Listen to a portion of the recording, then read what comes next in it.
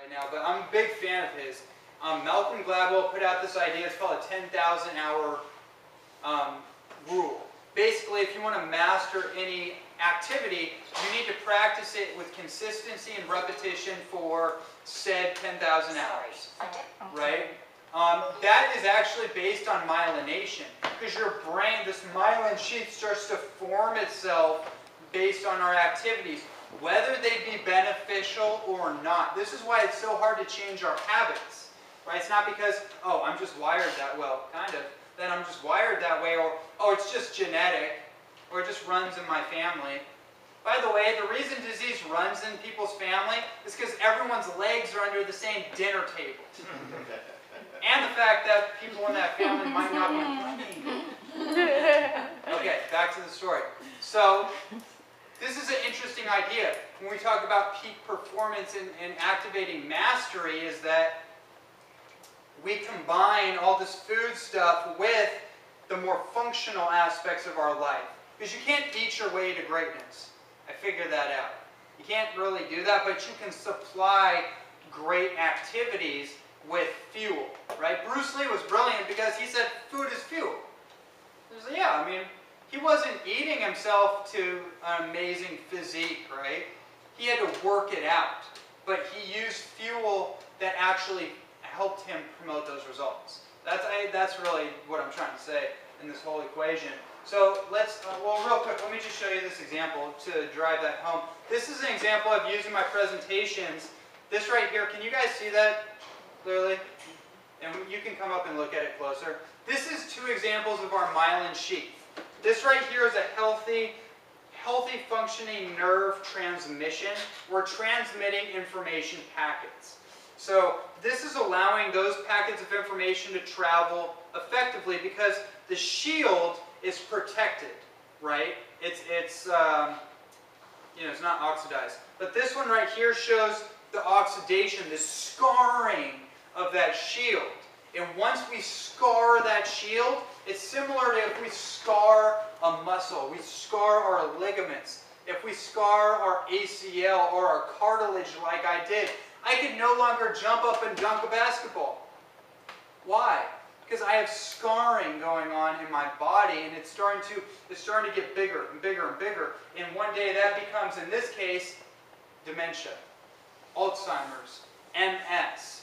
By the way, if you want a quick, how should I say this? Because I have to speak code language, because we have certain rules and regulations in our country, and this is on video. So, by the way, everyone, I just want to put a disclaimer out there.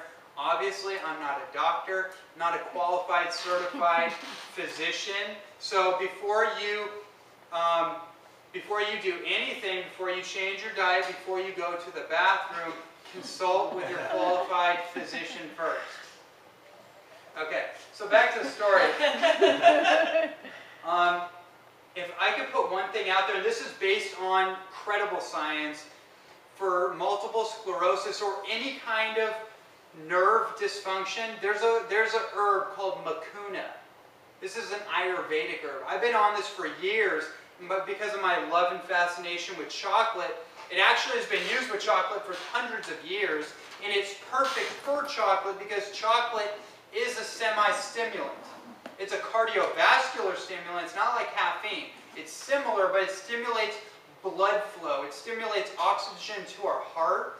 But, you know, it still activates our adrenal glands, so too much of anything will put us in imbalance. You would always put cacao with a non-stimulant, mucuna. Mucuna is the #1 source in the world of something called L-DOPA. L-DOPA is the precursor for dopamine. So I talked about those brain hormones, right? Dopamine is huge. Dopamine, beyond being the pleasure center in our brain, that's how we know it, it actually is a nervous system regulator. It actually regulates our nerve function so we don't go, you've seen like cardiac scans, right? The heart like, well, our blood sugar can do that too. And most people are playing the blood sugar roller coaster. Stuff like mucuna actually goes, or not like, but like homeostasis. Is what I'm saying, right?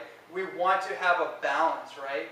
That's what we want. That's how you increase energy production, is having a balanced blood sugar instead of going like that. Anyways, the point of this is mucuna has been shown, and you can go on PubMed.com and find this studies. They found out that by taking a mucuna extract, it was twice as effective as the #1 multiple sclerosis drug or pharmaceutical.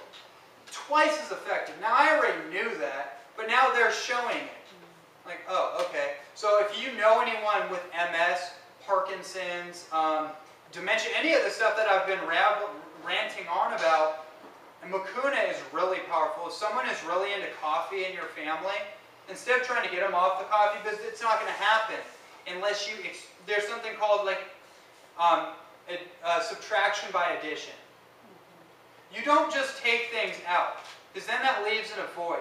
Why do people eat so damn much? We have emotional voids. We got to fill the gap, and it's a lot easier to fill it with food than to fill it with like reading or introspection, right? So you got to fill that gap somehow. By the way, cacao is a really good replacement to coffee. So is yerba mate tea, if they need that caffeine, but they need something that's actually balanced so they don't get so hyperstimulated. Mucuna in your coffee, in your chocolate, is an adrenal, it plugs into your adrenals. So it helps build back your kidney function, is what I'm saying. Because most people are wiped out. Like when you hear the phrase like burnt out, fried, wiped out, these are literal translations, right? Literally, the adrenal gland, it's called adrenal exhaustion. Their adrenal glands, which are like the battery packs to our system, are being wiped out. And then once that goes, everything else starts to break down. Okay, I obviously did go into it.